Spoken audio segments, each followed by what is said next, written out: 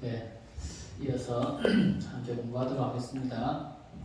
네, 이제 타반국토란 세계를 우리가 살고 있는 사바 세계를 제외한 다른 세계를 말하는데 여기에서 본다면 위의 20층 화장 세계 중에서 사바 세계를 제외한 19층의 세계를 말한다고도 볼 수 있다. 자, 앞으로 많이 나올 하늘 천자의 의미를 살펴보도록 하겠다. 하늘 천에 네 가지의 의미가 있다. 하늘 천이라면 하늘이라고 하는 그 하늘에는 네 가지 뜻이 있다는 거죠. 자, 대지도론에서 말하기를 첫 번째 명천이란 대국의 국왕을 천자라고 한다. 그러니까 우리가 천자도 보면 그 대국의 황제를 천자라고 하잖아요, 그죠? 그것도 하늘이라는 뜻이라는 거죠. 그 다음에 생천이란 하늘 세계에 태어나는 것을 말한다. 하늘 세계에 태어나는 것도 하늘이라는 거죠, 생천. 그 다음에 정천, 지구천을 제외한 모든 하늘을 말한다. 좀 뒤가 이제 지구천에 대해서 나오니까 그때 공부하도록 하고요.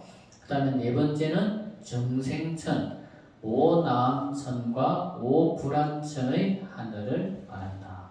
그래서 하늘 천자에는 명천, 생천, 정천, 정생천 이렇게 네 가지의 하늘이 있다는 겁니다.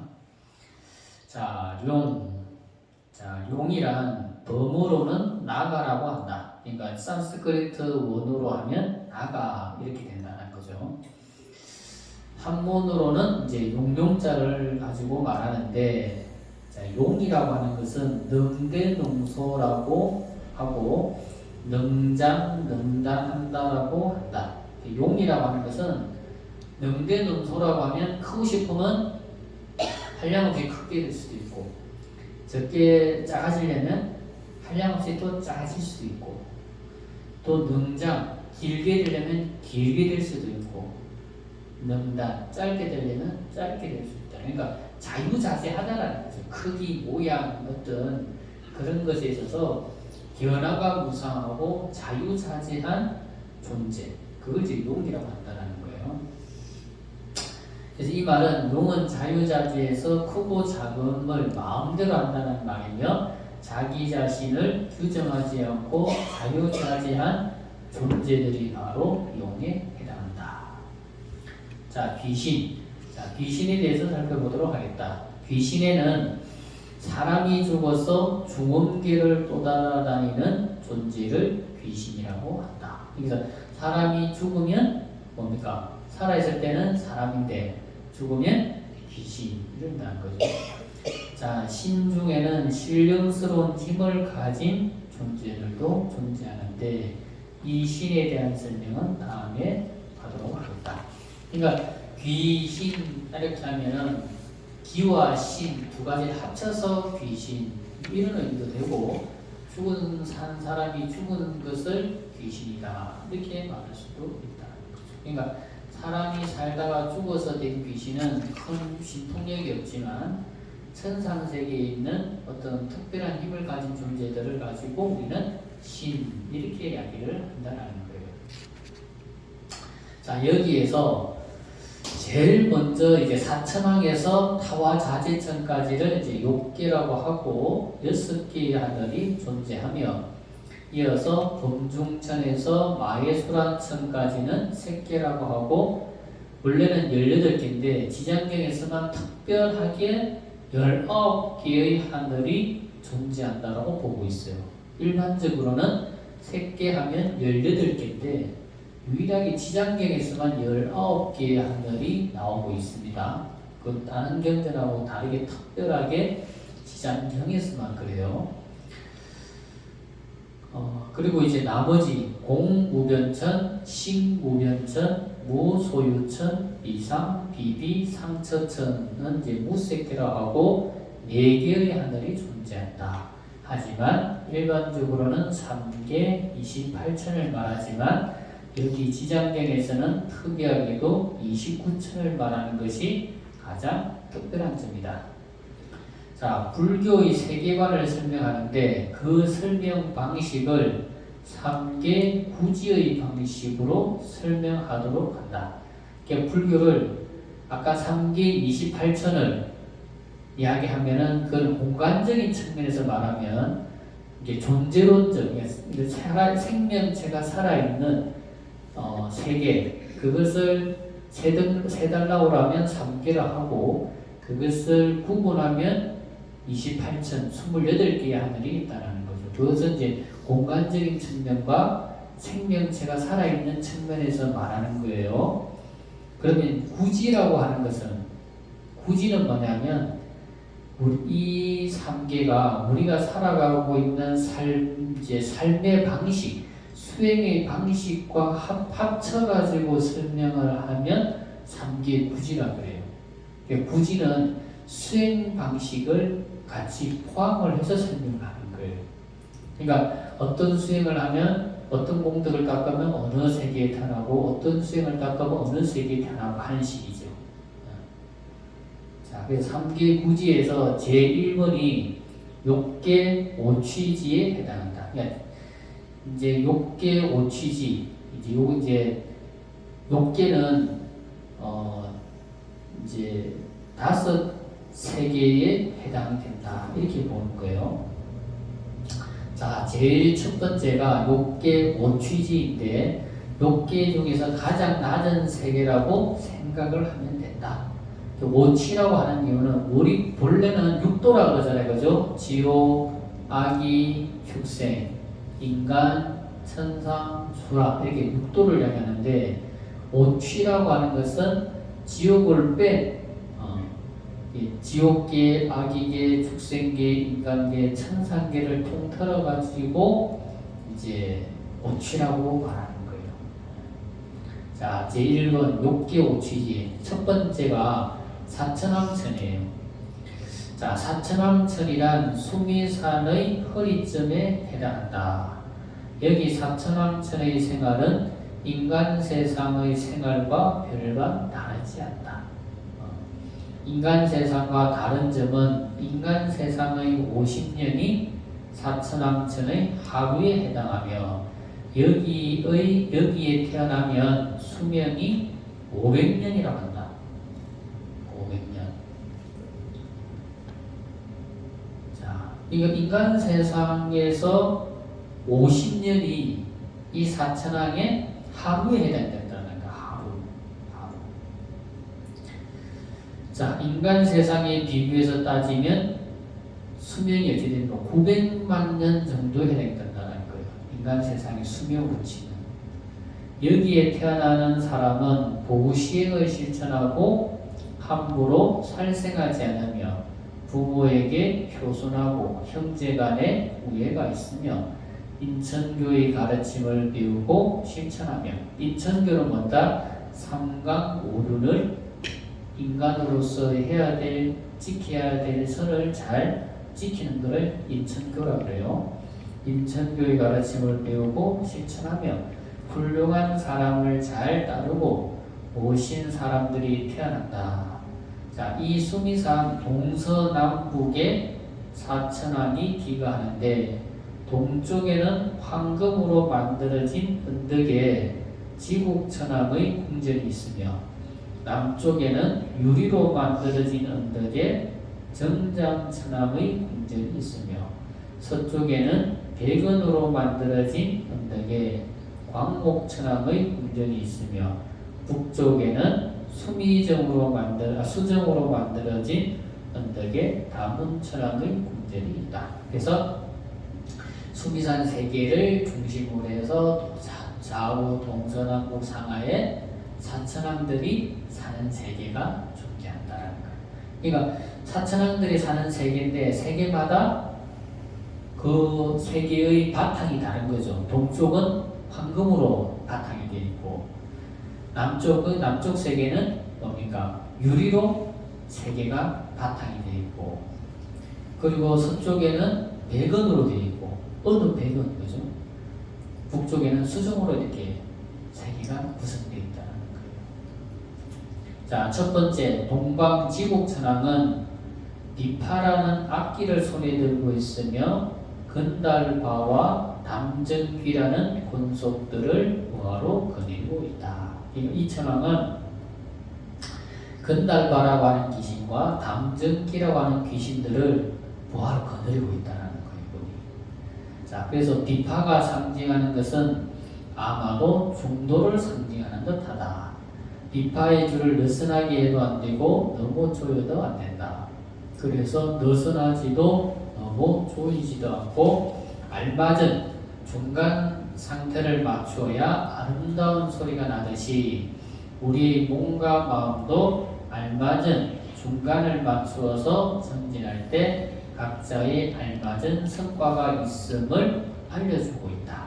그래서 이 정장 동방지국천왕이 들고 있는 악기가 우리에게 상징하는 건 뭐다? 몸과 마음을 항상 알맞은 상태.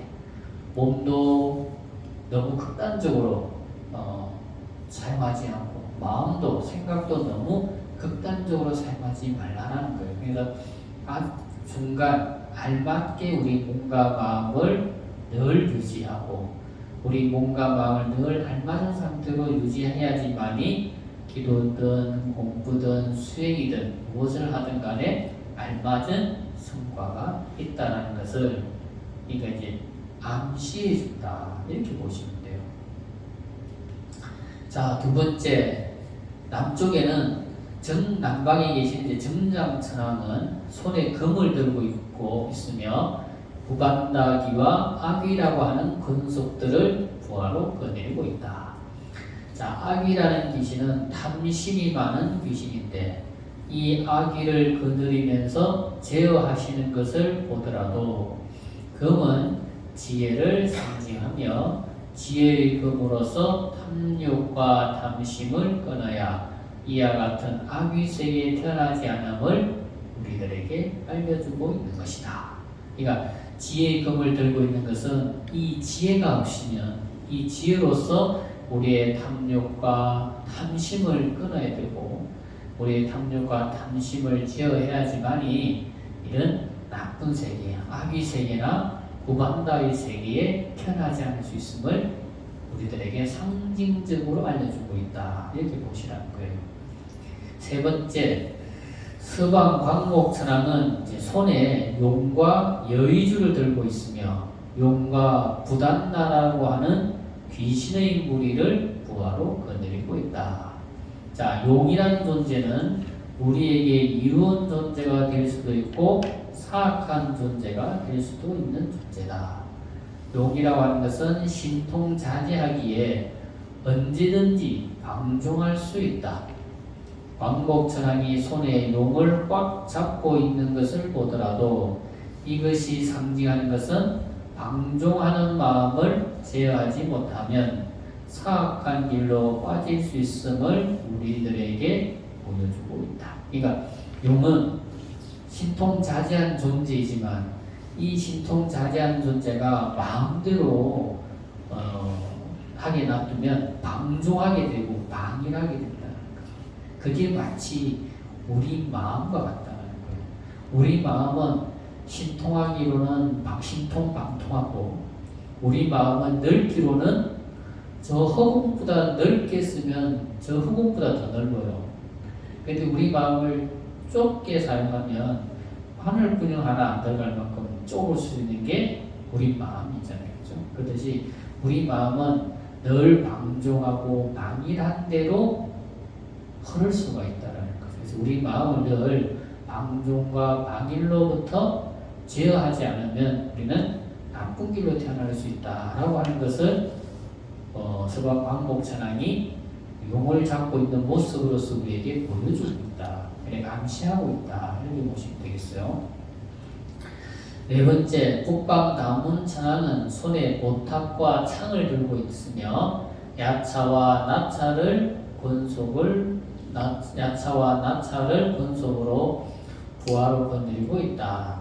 이 다문천왕이 부처님의 설법을 가장 많이 들은 천왕이라고 한다. 그래서 손에 보탑을 들고 또 한 손에는 창을 들고 불법을 옹호하고 있다. 아마도 불법을 보호하라는 뜻으로 모탑과 창을 들고 있는 것 같다. 그래서 이렇게 해서 이제 사함천, 우리 인간 세상에서 우리가 살고 있는 인간 세계에서 가장 한 단계 높은 세계에 있는 게 이제 바로 사천왕천.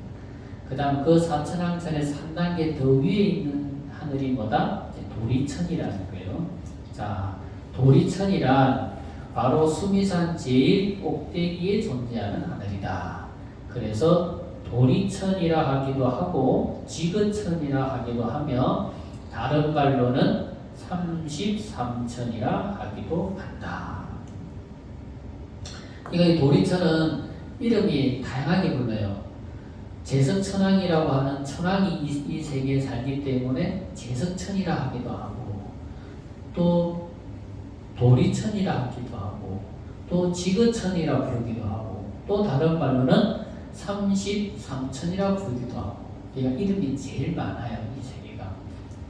자, 이곳에 태어난 사람들은 인간 세상에 있을 때 앞의 사천왕과 같으며 특별히 십선도를 닦아야 태어날 수가 있다. 자, 여기의 사람들의 수명은 인간의 100년이 여기의 하루에 해당하며 수명은 1000세라고 한다. 지금 현재 도리천의 천주가 사바세계에서, 그러니까 이 도리천의 천주가 인간 세상에 있을 때 어떤 일을 했는지 설명해 주는 거예요. 인간 세계에 있을 때, 사바세계에 있을 때 여인의 몸으로 있을 때, 여자였다라는 거예요. 여인의 몸으로 있을 때 부처님을 모신 저를 보니 너무 낡아서 허물어지기 일보 직전이었다. 그래서 혼자의 힘으로 보수할 수가 없어서 자기 자신을 포함해서 33명의 여인들이 저를 보수하고 죽어서 도리천의 천주로 33명의 여인이 태어났다고 한다. 자, 33천이라는 말은 왜 33천이라는지 알겠죠? 이 도리천에 태어난 천왕이 33명이었다. 33명이라는 거예요. 이 33명은 왜 태어났다? 전생에 부처님 계신 법당이 절이 허물어진 걸 보고 혼자서 하기 힘드니까 33명의 여인이 모여가지고 불사를 했다는 거예요. 그 불사한 공덕으로 이 도리천에 33명의 여인이 태어났다는 거예요. 그래서 33천 이렇게 이야기를 하는 거예요.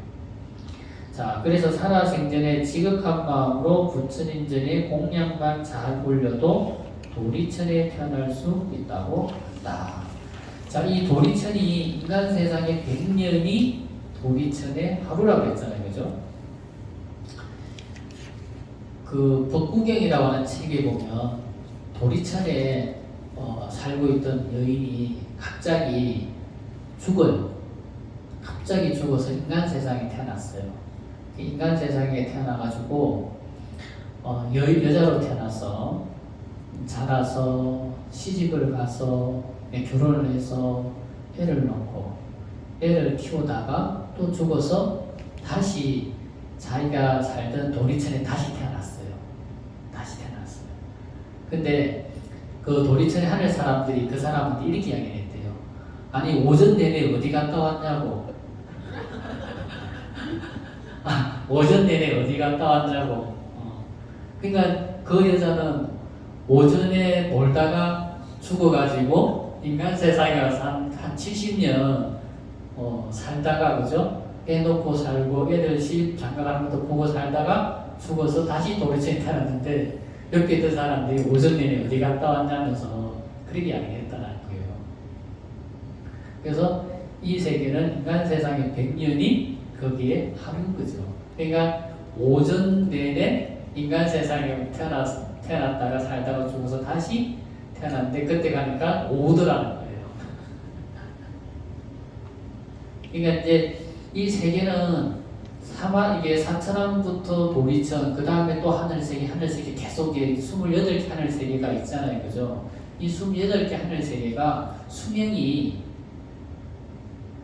항상 배배로 늘어나요. 배배로. 그러니까 아까 500년이었는데 도리처음으로니까 1000년 되잖아요. 1000살이 되잖아요. 그럼 그 위의 세계는 2000살이 되고 그 다음 세계는 4000살이 되고 그 다음 세계는 8000살이 이렇게 계속 배배로 수명이 늘어나요. 자, 이제 세 번째 이제 수연마천이라는 세계는 여기서부터 이제 공거천이라고 해요. 공거천. 그러니까 도리천까지는 지거천이라고 했잖아요, 그죠? 지거천이라고 했는데, 그러니까 도리천이 우리가 살고 있는 우리 사바세계 중생들과 가장 인연이 많은 게 도리천의 천주라는 거예요. 그 도리천의 천주를 우리 불교에서는 제석천왕 그러고 저기 도교에서는 옥황상제 그러는 거예요. 옥황상제. 그러니까 도리천주의 제석천왕이나 옥황상제가 가장 우리 인간의 삶과 가장 많이 밀접한 연관이 있는 거예요. 그래서 옥황상제나 제석천왕은 항상 인간의 기륭하복을 살피고 항상 권선징악을 행하는 하늘의 천왕이 바로 제석천왕이라는 거예요. 자, 공거천부터는 우리 사바세계와 인연이 조금 멀어져요. 지거천보다는. 자, 공거천이라는 게 있는데 지거천까지는 해와 달의 영향을 받지만 여기서부터는 해와 달의 영향을 받지 않는다. 그 지거천까지는 해 뜨고 달 뜨고 하면 우리 사바세계에서 사는 사람들처럼 해가 들고 어두워지고 하는 이런 이제 낮과 밤이 존재하게 되는데 이 공거천부터는 해와 달의 영향에서 완벽하게 벗어난다는 거예요. 그래서 또는 이 세계를 또는 이제 시분천이라 부르기도 한다. 수연마천을 다른 말로 시분천이라 부르기도 하는데 여기에는 연하루라고 하는 시계가 있다. 연하루라고 하는 시계. 그러니까 연하루라고 하는 게 뭐냐면 우리말로 하면 연꽃이에요. 연꽃. 연꽃이 그 세계는 중간에 연꽃이 한 송이 탁 있는데 이 연꽃이 활짝 피면 낮이고 이 연꽃이 싹 닫으면 밤이 된다는 거예요. 왜 저게 우리 연꽃 피면 아침 해 딱 뜨면 연꽃이 싹 폈다가 해가 싹 넘어가면 연꽃이 싹 오물잖아요, 그죠? 그렇듯이 이 세계는 해와 달로서 낮밤을 구분하는 게 아니고 연꽃이 활짝 피면 거기서 광명이 나와서 대낮처럼 밝고 연꽃이 싹 오므라들면 햇빛이 딱 가둬지잖아요, 그죠? 그러면 어두워진다는 거예요. 그래서 이 시계가 연꽃이 피고 지는 것으로서 시간을 안다는 거예요. 그래서 연하루라 이렇게 이야기하는 거예요. 자, 왜 연하루라고 하냐면 바로 여기는 하늘의 태양빛에 의지해서 살아가는 것이 아니라 바로 연꽃에서 나오는 광명에 의지해서 살아간다고 한다. 여기에 하늘에는 두 개의 연꽃이 있는데 하나는 붉은 연꽃이 있고 또 하나는 하얀 연꽃이 있다. 붉은 연꽃이 피면 낮이고 하얀 연꽃이 피면 밤이 된다. 그리고 모든 하늘 사람들의 몸에 빛이 나오는데 이 연꽃과 함께 작용을 한다. 여기에 하늘에서는 항상 시시때때로 아름답고 즐거운 노래소리가 나와서 아주 즐거운 세계다. 여기의 수명은 인간 세상의 200년이 여기 하루에 해당하며 2000세를 산다고 한다. 우리로 치면 1억 4,400만 년을 산다. 여기에 태어나는 사람은 불살생계와 불사음계를 잘 지키며 마음을 부드럽게 하고 부모님께 효도하고 스승을 공경하며 형제간의 우애가 있으며 십선도를 행하면 태어날 수가 있다. 여기 하늘 사람들은 몸에서 빛이 나기 때문에 그것은 지계를 잘 했기 때문에 몸에서 빛이 나온 것이다. 그러니까 살아생전에 몸을 청정하게 살았기 때문에 그 세계에 태어나서도 몸이 깨끗하고 청정하기 때문에 몸에서 빛이 나온다는 거예요. 자, 네 번째, 이제 도솔타천이란 다른 말로는 지족천이라 한다. 지족천. 오용락에 대해서 만족할 줄 알기 때문에 지족천이라 한다. 여기 도솔천은 내원과 외원으로 구분되어 있는데, 외원은 인간 세상에서 지은 과부에 의해서 태어나며 천인들이 사는 공간이다. 내원은 외원과 달리 다음에 부처님이 될 보처보살들이 그 대중들과 함께 인간 세상에 내려올 때까지 사는 공간이다. 우리의 본사이신 서가모니 부처님께서도 여기에서 호명보살로 계셨고, 다음 생에 용화 세상을 건립해서 우리들을 구원해 주신 미륵보살님께서도 지금 현재 여기에 계시는 공간으로 정토라고 할 수 있다. 여기 하늘의 사람들의 수명은 인간 세상의 400년이 여기의 하루에 해당하며 4천세를 산다고 한다. 인간의 수명으로 치면 5억 8,400년을 산다. 여기에 태어나기 위해서는 계율을 잘 지키며 보시를 행하며 부모에게 효도하고 스승을 공경하며 형제간의 우애를 지키며 수행을 쌓아야 태어날 수 있는 세계다. 그러니까 기본적으로 욕계는 인간이 해야 될 도리를 잘 지키면서 사는 사람들이 태어난 세계이기 때문에 욕계라고 해요. 그러니까 인간으로서 사람으로서 해야 될 도리를 저버리고 어기고 사는 사람은 절대로 태어날 수가 없는 세상이에요. 자, 화락천이란 이제 변화천이라 하기도 한다. 다른 말로는 변화천. 자, 여기의 하늘 사람들은 오욕의 경계를 마음대로 변화시켜서 스스로 즐거움을 느낀다고 한다. 여기를 변화천이라고 하듯이 여기의 하늘 사람들은 신통이 자제해서 마음으로 일으키는 대로 욕망이 이루어진다. 자, 생각만으로 모든 것이 이루어지는 세계다. 자, 여기서부터는 기본적인 인간의 도리를 다 잘 지키며 더 나아가서 보시, 지계를 잘 지키며 수행력이 없으면 태어날 수 없는 세계다.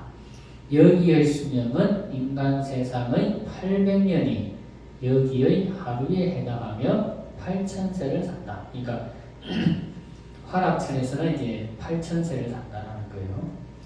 여섯 번째, 타와 자제천이란 욕계의 마지막 하늘나라에 해당한다. 여기 사람들은 욕망이 일어날 때 타와 자제천 아래의 하늘 세계에 사는 사람들이 쾌락을 즐기는 것을 가지고 자신의 쾌락으로 삼는다. 여기의 하늘의 수명은 인간의 1600년이 여기의 하루에 해당하며 1600살을 산다고 한다. 선정의 수행력이 없으면 태어날 수 없다. 여기서부터 위로 갈수록 수명이 배배로 늘어나는데 인간의 상상으로 상상할 수 없는 세상이다. 이런 세상에서 산다고 가정할 때 선정의 수행력이 없다면 이제 지겨워서 못 살 것 같다. 그러니까 뭐냐면 타와 자제천은 선정의 수행력이 있어야지만이 태어날 수 있다라고 말했잖아요. 그죠? 그러니까 수명이 너무 한량없이 길기 때문에 아까운 수행이 힘이 없으면 그냥 즐거움만 가지고 못 산다는 거죠. 그러니까 선정 속에서 들어가는 수행의 즐거움이 어떻게 보면 북치고 장구치고 노는 즐거움보다 그 행복과 즐거움이 더 크다라는 거예요. 상징적으로 말하면. 우리가 생각할 때 춤추고 노래 부르고 뭐 노는 게 진짜 즐거움 같고 행복인 것 같아도 수행을 통해서 얻어지는 행복과 즐거움에 비교하면 만분의 1도 안 된다는 거예요. 그거를 상징적으로 설명해 주고 있는 거예요. 자, 두 번째, 색계 초선천. 색계는 초선천, 이선천, 삼선천, 사선천 이렇게 네 단계로 구분이 되어 있어요. 그러니까 초선천, 이선천, 삼선천, 사선천이라고 하는 거는 그 수행, 거기에 맞는 합당한 수행이라든 힘이 있어야지만이 태어날 수가 있다라는 거예요. 그러니까 인간 세상에서 그냥 인간이 해야 될 도리만 지키고 그냥 보시지게만 닦는 걸로만 가지고는 그 세계에 못 태어난다는 거예요. 자, 초선천. 이거 이제 이생희락지라고 하는데, 이생희락이라고 하는 건 뭐냐면, 이제 욕계에 태어나는 삶에서 벗어나서 선정의 즐거움으로 사는 세계라는 거예요. 자, 첫 번째가 이제 범중천인데, 일곱 번째가 이제 범중천인데, 여기서부터 색계의 하늘이 시작이 된다. 자, 범중천이란, 범이란 맑고 깨끗하다는 뜻인데, 계율을 잘 지키는 것을 범행이라 하듯이 청정하고 깨끗한 삶을 살기 때문에 범중천이라 한다. 여기서부터는 오욕의 욕망이 없는 세계이기 때문에 범이라 하며 많은 사람들이 살아가기에 중이라고 한다. 또 하나는 대범천왕의 백성들이 살아가는 세상이라는 뜻도 있다. 그러니까 범중천은 계율을 잘 기본적으로 계율을 잘 지키고 그리고 청정한 수행을 닦아서 태어난 사람들이 사는 첫 번째 세상을 범중천이다. 이렇게 이야기하는 거예요. 이제 그 위에 여덟 번째 범보천이란 대범천왕을 가까운 거리에서 돕는 관리들이 사는 하늘 세계를 이제 범보천이다. 이렇게 이야기하는 거예요. 그 다음 위에 아홉 번째 대범천이란 이제 대범천왕이 사는 세계다.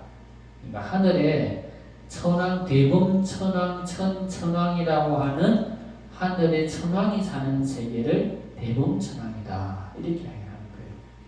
그러면 범보천은 그 대범천왕이 사는 하늘의 천왕을 보필하는 관리들이 사는 세계를 범보천이다 그러고 그 대범천왕이 다스리는 세계에 살아가는 사람들이 태어나는 세계를 범중천이다. 이렇게 얘기하는 거예요.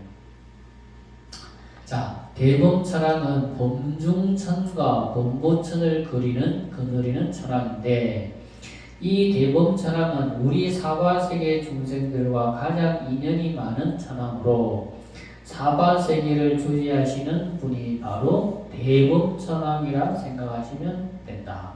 그래서 이 대범천왕을 다른 말로 뭐라고 하냐면 사바계주 그래요. 이 사바세계의 주인이다. 이렇게 이야기를 해요. 그건 왜 그러냐면 이 대범천왕이 이렇게 생각을 한대요. 이 사바세계는 내가 창조한 세계다. 이렇게 생각을 한대요. 이 대범천왕이. 그래서 이 사바세계의 주인은 나다. 이렇게 이야기한다는 거예요. 이 대범천왕이. 그러니까 저 기독교에서는 하나님이라고 하는 존재가 이 세계를 창조했다고 이야기하는데 불교에서는 이 대범천왕이라고 하는 천왕이 욕계 세계를 창조한 천왕이라고 이렇게 보는 거예요. 이 천왕이 자기 자신이 그렇게 이야기를 한다라는 거예요. 자기가. 그리고 부처님께서 승불하신 후 중생들의 근기가 하열해서 바로 열반에 드시려고 했을 때 제일 먼저 승불하신 부처님을 찾아뵙고 법문을 들으시고 듣고는 세상의 법륜을 굴려주시기를 청한 분이 바로 대범천왕이기도 하다. 그래서 우리 법화경 화성육품에 보면 10명의 범천왕들이 부처님 찾아가서 법륜을 굴려주시기를 청하는 내용들이 나오잖아요. 그죠? 그래서 부처님께서 이 사바세계의 법을 설하게 된 이유가 뭐다? 이 대범천왕이 부처님께서는 이 세계에 한번 오랜 시간이 지나야 한번 태어나시는 것이 마치 3000년이 지나서 한번 핀다고 하는 무한말라처럼 이 세계 가장 태어나기 어려운 분이 태어났으니까 이 사바세계 중생들을 위해서 부처님의 법륜을 굴려주십시오라고 청한 왕이 바로 대범천왕이라는 거예요. 그래서 이 대범천왕이 우리 부처님하고 불제자들하고 가장 인연이 깊은 천왕이다. 이렇게 보시면 되겠어요. 자, 여기 세 개의 하늘을 합쳐서, 그러니까 범중, 범보, 대범, 이 세 개의 하늘을 합쳐서 초선천이라 하는데, 자, 선정을 닦아서 초선을 얻어야 태어나기 때문이다. 초선을 이생 희락지라 하는데, 욕계의 욕망을 모두 멀리 여의면 희락이라고 하는 즐거움이 생기는 자리라는 뜻이며, 욕망을 버림으로써 얻어지는 선정을 말한다. 자, 보시바라기를 잘 닦아서 환희를 얻으면 여기의 선정을 얻기가 쉬워진다. 그러니까 보시를 잘하면 그 보시가 나와 여러분들에게 갖다주는 환희심이 있다라는 거예요. 그 보시바라기를 통해서 얻어지는 그 환희심이 우리 몸과 마음을 청정하게 하고 우리 몸과 마음의 번뇌를 다 소멸하게 해줘서 그걸 통해서 선정을 얻기가 쉬워진다는 거예요. 선정을 얻기가. 그래서 보시바라기만 잘 닦아서 환희를 통해서 우리의 모든 번뇌가 사라지면 선정이 얻어지는데, 그러면 이제 이 초선천인 범중천이나 범보천이나 대범천에 태어나게 된다는 거예요. 자, 세 번째, 색계 이선천, 정생희락지라고 한다. 이 정생희락지라고 하는 말은 뭐냐면 선정을 통해서 희락이라고 하는 즐거움이 생겨나는 세상, 세계. 그렇기 때문에 정생희락지다. 이렇게 이야기한다는 거예요. 자, 10번째, 소광천이란 아래의 대범천까지는 백성이 있고 또 관료가 있으며 국왕이 존재하지만 여기에 하늘부터는 백성이라든지 관료라든지 국왕이라든지 하는 것들이 존재하지 않는 평등한 세계가 펼쳐진다. 그러니까 평등하다 해서 모든 것이 평등한 것은 아니다.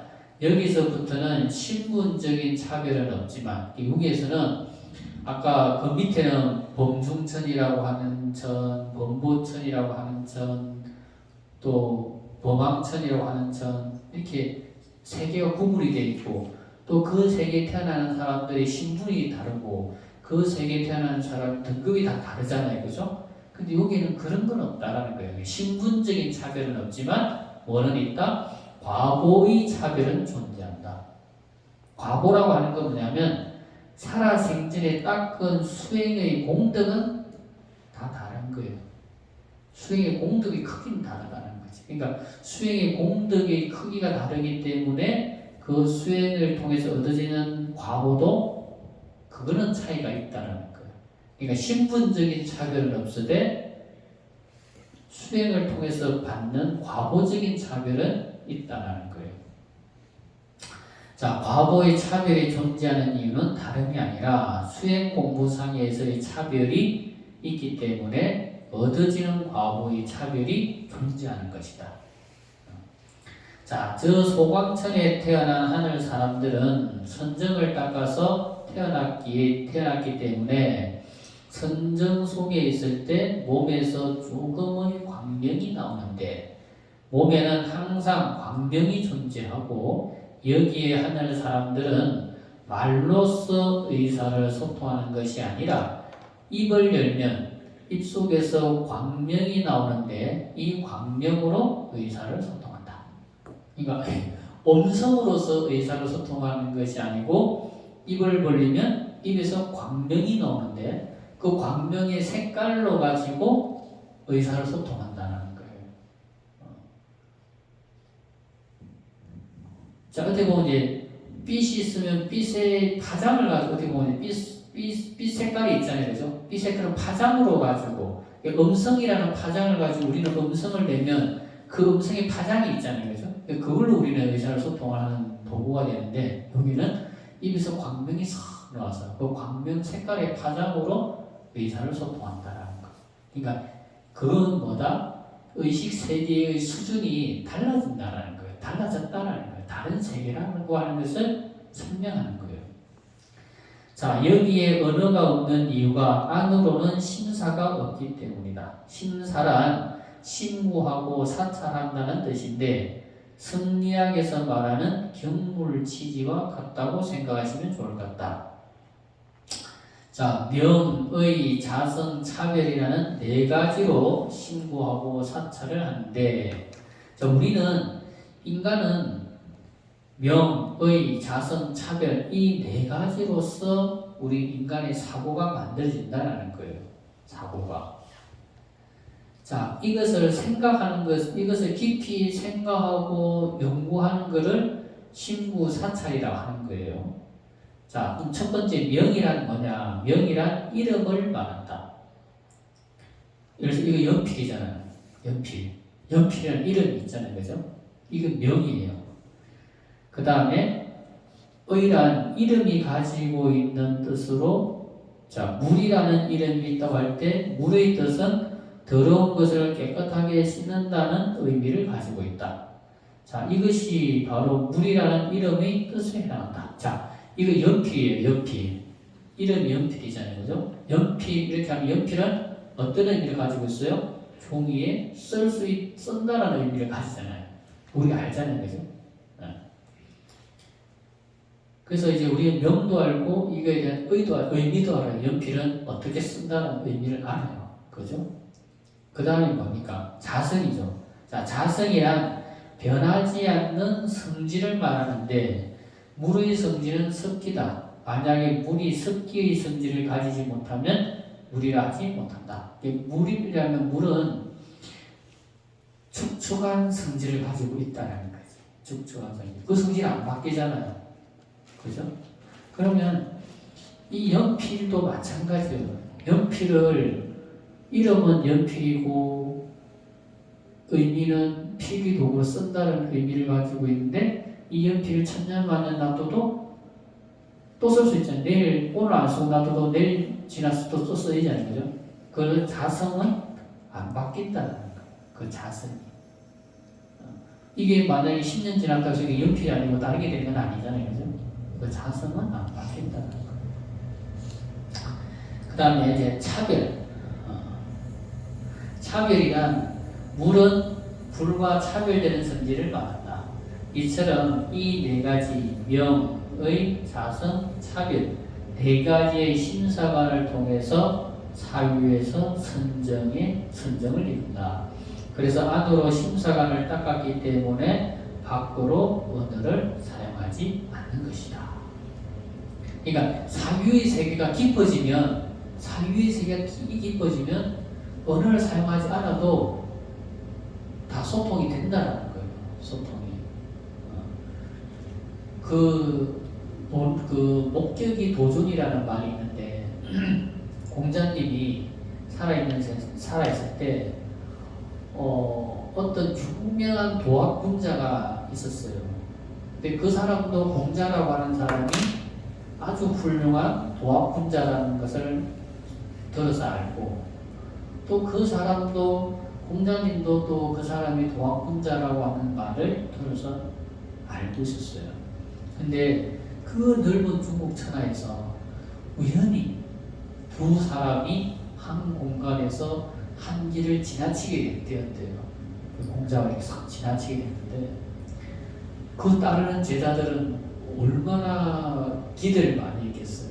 그 세상에서 가장 유명하다라고 하는 공자와 또 세상에서 유명하다는 그 도학군자가 만나서 도대체 어떤 말을 주고받든지 이야기할지 얼마나 궁금하겠어요. 서로 명성을 아는데.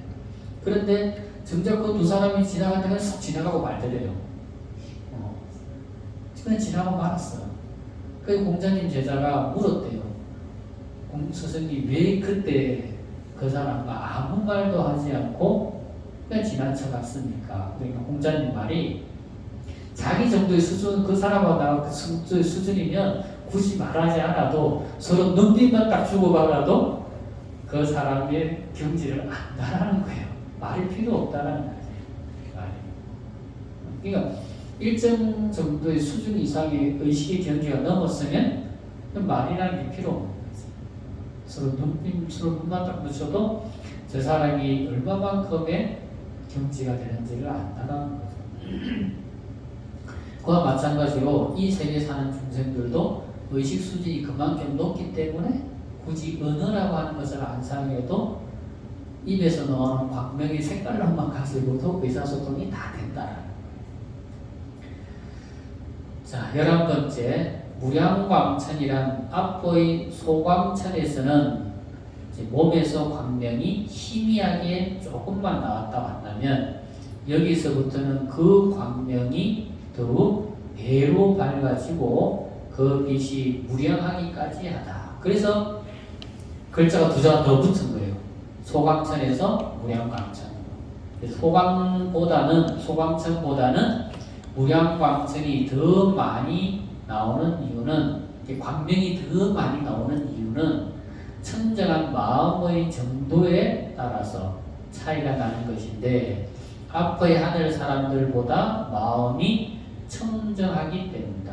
청정한 마음으로 보시지게를 닦고 그리고 부처님 전에 등공량을 오랜 시간 동안 올린功德으로 무량한 광명이 나오는 것이다. 자, 12번째까지 한번 마치겠습니다. 자, 광음천. 또 광음천에 태어난 하늘 사람들은 지혜 광명으로 어리석고, 그러니까 소광천하고 무량광천하고 완전 또 달라졌죠. 소광천하고 무량광천에서는 뭐라 했습니까? 몸에서 나오는 광명의 크기를 가지고 소광천이다, 무량광천이다 이야기했는데, 여기 광음천에 와서는 뭐라 합니까? 몸에서 나오는 광명을 말하는 것이 아니고 이제 지혜 광명이라고 하잖아요. 지혜 광명. 자, 지혜 광명으로 어리석고 사땡견에 빠져있는 중생들을 교화해서 이런 인연으로 마음에 지혜 광명이 생겨난다. 이게 이제 마음에서 지혜 광명이 나온다는 거예요. 몸에서 뭐 빛이 나오는 수준하고는 이 수준이 다르다는 거예요. 그래서 자, 마음 속에 생겨난 지혜 광명이 몸 밖으로 나오고, 또한 과부로 5가지의 신통을 얻어서 장애가 없으며 안으로 각관이 없어져 마음이 답답하지 않다. 자, 각관이란 악한 각관과 선한 각관이 있는데, 그 중에서 악한 각관은 제2선이 정생희락지에 들어가는 것을 장애하고, 선한 각관이라 하더라도 그 마음이 즐거움에 빠지면 헤어나오지 못하기 때문에 제거해야 하는 것이다. 자, 물론 악한 각관은 선정에 도움이 되지 않는다는 것을 알 수 있지만, 선한 각관이라 하더라도 이 역시 선정에 들어가는데 방해가 되는 것이다. 이 각관을 멸해야 안으로 청정함이 더욱 강해지며 제2선이 정생희락지에서부터 정생희락지에 들어갈 수 있다. 앞의 심사관보다 더욱 미세한 것이 바로 여기의 각관인데, 각관을 통해서 선정에 들어가면 이 각관을 버려야 한다. 마치 뗏목으로 강을 건너면 뗏목을 버려야 목적지에 도달하는 것과 같다. 여기까지가 바로 정생희락지의 세계다. 자, 그러니까 이제 각관이라고 하는 것은 마음속으로 아까 설명을 했잖아요. 그죠? 명의, 자성, 차별이라고 하는 이 4가지로서 깊은 사유를 통해서 선정을 닦는 건데, 이 각관이라고 하는 것도 악한 각관은 당연히 우리가 수행을 하는데 도움이 안 되는 거지만, 선한 각관은 우리가 수행을 하는데 도움은 당연히 되는 것은 맞지만, 도움이 된다고 해서 그 각관에만 집착하게 되면은 어찌 된다? 더 높은 세계로, 더 나은 세계로 한 걸음 더 나아가지 못한다라는 거예요. 그러니까 그게 좋다고 해서 좋은 거에 집착하면 그 정도에서 머물러 버리게 된다는 거예요. 우리가 보면 기도하거나 공부하거나 수행을 하게 되면 어떤 이적 같은 게 나타나잖아요. 우리가 기도를 열심히 하면 부처님이 꿈에 이렇게 현몽을 해주기도 하고 선몽을 해주기도 하고 아니면 꿈에 조금 꿈을 꾸기도 하잖아요. 그죠? 그거는 부처님이 우리에게 더 잘 수행을 네가 잘하고 있음을 부처님이 보여주는 거예요. 네가 기도를 잘하고 있다. 네가 수행을 잘하고 있다. 네가 공부를 잘하고 있다는 것을 확인시켜주는 거예요. 근데 어떤 사람은 그게 딱 집착해가지고 입만 떼면 내가 꿈에서 뭐 부처님이 나타났는데 어쨌든 입만 떼면 이야기해요. 그건 뭐예요? 그 꿈에 자기가 집착하는 거예요. 집착. 그러니까 그게 집착하는 그 순간 그 사람은 그 정도의 수준에서 더 나아가지도 못하고 발전하지도 못하는 거예요. 그러니까 거기서 내가 부처님께서 내가 기도나 공부나 수행을 잘하고 있음을 내가 잘하고 잘한지 모를 수가 있잖아 우리가. 그러니까 부처님이 네가 잘하고 있다는 걸 부처님이 우리한테 확인해 주신 거야. 그러면 뭐다? 내가 지금 하고 있는 것을 더 나아가서 더 잘하면 되는 거지. 그 꿈에 집착해서 안주해서는 안 되는 거예요.